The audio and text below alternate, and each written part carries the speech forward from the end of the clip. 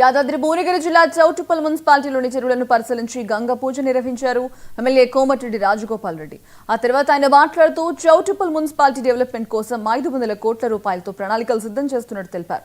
అలాగే తాను పార్టీ మారుతున్నారని తప్పుడు ప్రచారం చేస్తున్నారని మండిపడ్డారు. ఏదైనా నిర్ణయం తీసుకుంటే తానే స్వయంగా చెప్తానని, ప్రజలు అలాంటి దుష్ప్రచారాలు నమ్మవద్దని చెప్పారు. పైన ఉన్న ప్రాంతంలో ఏదైతే క్యాచ్మెంట్ ఏరియా ఎక్కువ ఉన్నది కాబట్టి గుట్టలు కూడా ఉన్నాయి, మల్కాపుర ఏరియాలన్నీ. ఆ ప్రాంతంలో ఉన్న వాటర్ అంతా కలెక్ట్ అయ్యి లక్కారం చెరువు, ఈ ఊర చెరువు రెండు నిండి చౌటుప్పల హైవే లెఫ్ట్ సైడ్ ఏరియా మొత్తం వాటర్లో మునిగిపోయేది.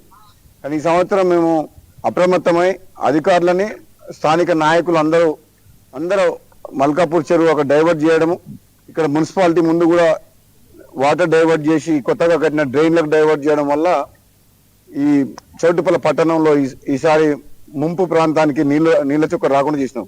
కానీ మున్సిపాలిటీ అనేది రాబోయే 25 సంవత్సరాలకు సరిపోయే ప్రణాళికలు చేస్తున్నాం.